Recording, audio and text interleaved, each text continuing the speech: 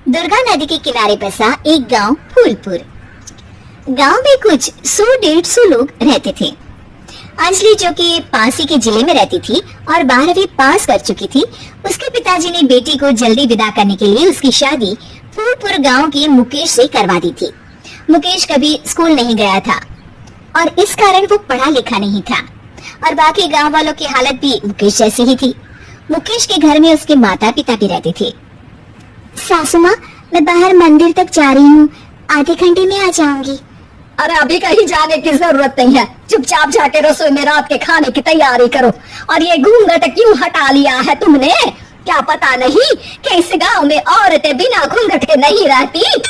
रात में अंजलि छत पर जाकर अपनी मम्मी से बात कर रही होती है, तभी गांव की 3-4 औरतें उसे देख लेती है और दरवाजे पर आकर उसकी सास से शिकायत करने लगती है। और क्या हुआ? अरे छत पे तो देखो, आपकी बहू मटक मटक के किसी से फोन पर बात कर रही है। दिन भर फोन पे लगी रहती है। अरे कल तो मंदिर के पास वो क्या कहते हैं, सेल्फी ले रही थी। शहर की बहू रखना अच्छा शान की बात है, पर देखना इसके लक्षण से ये तो तुम्हारे परिवार को बदनाम ना कर दे। ये पहली बार नहीं था जब सास से गांव के लोगों ने अंजलि की बुराई या शिकायत नहीं की हो। अब तो ये रोज की बात थी। अंजलि ये सब सुन लेती है। जब वो नीचे जाती है तो मुकेश भी वहाँ आ जाता है। सास कहती है, बेटा, लोग घर आकर शिकायत करने लगे हैं बहू के कामों की, देख लो। पति हो, संयम से रखो इसे। माँ जी, मैं तो अपनी माँ से बात कर रही थी, क्योंकि यहाँ कोई बात करने लायक ही नहीं है और अब मैं माँ के पास ही रहूंगी।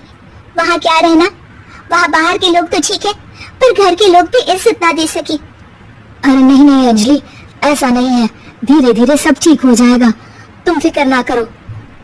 अरे बस कुछ बोलना ही नहीं है, सर पे चढ़ा रखा है बहू को। सास मुकेश की नरम बात सुन के वहाँ से मुंह चढ़ाकर चली जाती है। मैं तो कहती हूँ हम दोनों शहर चले जाते हैं। मैं पढ़ी लिखी हूँ, मुझे वहाँ नौकरी भी मिल जाएगी और थोड़े दिनों में आप भी वहाँ कुछ काम ढूंढ लेना। अरे नहीं नहीं अंजलि, हम यहाँ ना गांव का खेत, माँ पिताजी को छोड़कर शहर नहीं जा सकते। माँ पिताजी को कैसा लगेगा और गांव वाले क्या सोचेंगे? ये कहकर मुकेश सोने चला जाता है और अंजलि की गांव वालों द्वारा बुराई का सिलसिला बहुत दिनों तक चलता ही रहता है। लेकिन अंजलि गुस्सा ना दिखाते हुए समझदारी से काम लेती है। बारिश का मौसम चालू हो जाता है। जोरदार बारिश से पूरे गांव में हाहाकार मच जाता है।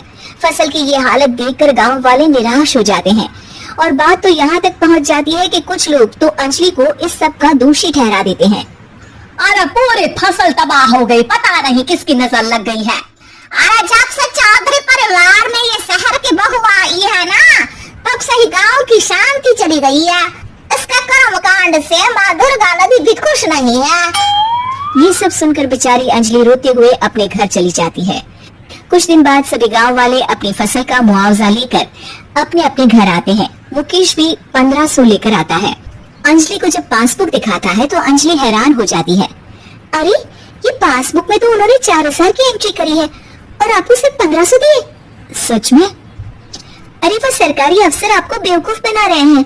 सरकार की तरफ से हमें 4000 मिले हैं, लेकिन बाकी का सारा पैसा खुद ही खा रहे हैं। आप लोग के अनपढ़ होने का फायदा उठा रहे हैं। ये सब सुनकर मुकेश परेशान हो जाता है, लेकिन अंजलि उसे हिम्मत से काम लेने को कहती है और सुबह होते ही मुकेश को पंचायत कार्यालय ले जाती है और साथ में गांव के और लोगों को भी। आप सरकारी बाबू क्या गांव के लोगों को बेवकूफ समझते हैं? आपको क्या लगता है ये पढ़े लिखे नहीं है तो आप कुछ भी मनमानी करेंगे? ये बेचारे दिन रात इतनी मेहनत करते हैं, ये हमारे अन्नदाता है और आप इनके साथ ऐसा धोखा करते हैं। अरे क्या बके जा रही है ये लड़की, किस धोखे की बात कर रही है?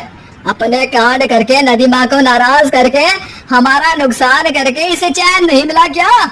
सरपंच जी, इन सरकारी बाबू ने मुझे बेवकूफ बनाया है और मेरे हिस्से के पैसे खुद चट कर गए। बस ये सुनते ही सरपंच वहाँ से दुम दबाकर भाग जाता है। पता चलता है कि जनपद अधिकारियों ने गांव के सरपंच के साथ मिलकर सबके साथ धोखा किया है।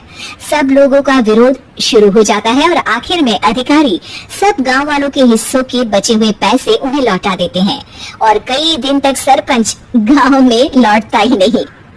अंजलि, तुम नहीं होती तो हम गांव वालों को तो पता ही नहीं चलता कि ये हमें हर बार बेवकूफ बनाते हैं।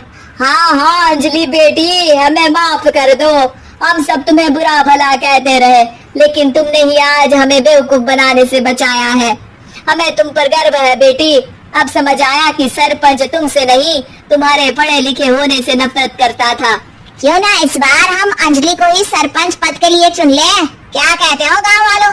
पढ़ी लिखी सरपंच। बस पूरा गांव अंजलि के लिए ताली बजाता है और अंजलि की सास